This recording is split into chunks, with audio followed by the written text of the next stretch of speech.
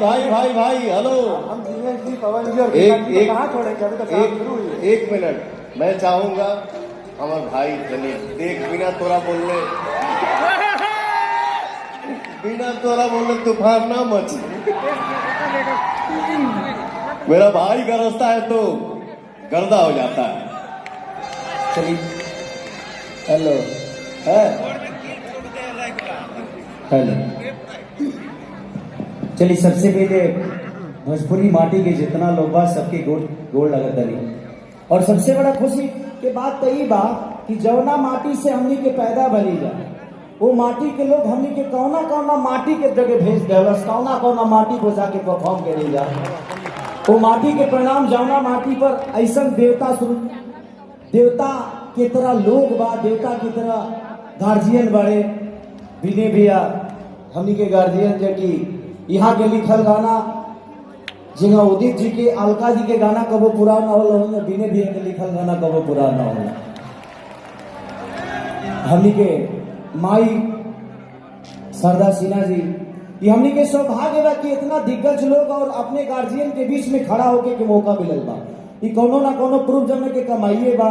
कुणाल चाचा जौन के हमनी के जिंदगी वहां के बनावल रास्ता पाज हमनी के चलत रही जा।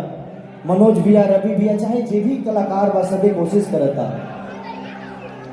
कि जा जाई बूता जा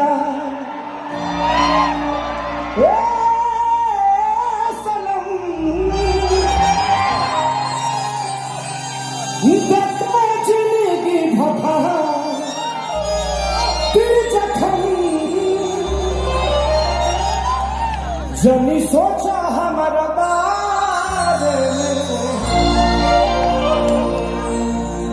विनय भैया कहीं स्टेज पे इस गाने को गाए थे और आपने तारीफ किया, तब मुझे लगा ये गाना बहुत अच्छा है। कि जनी सोचा हमारा बारे में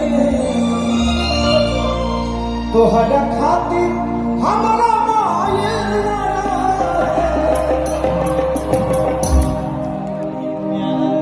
प्यार कल परसो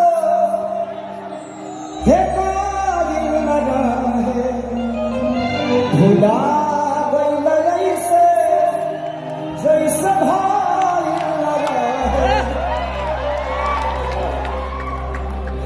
थैंक यू सो मच।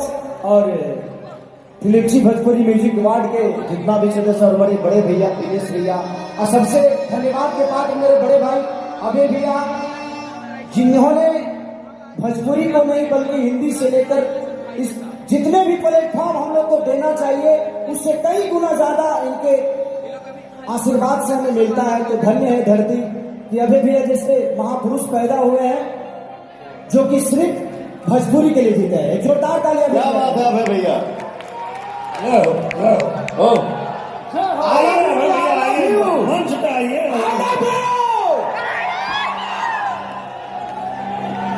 अब है सिन्हा भैया वो हस्ती है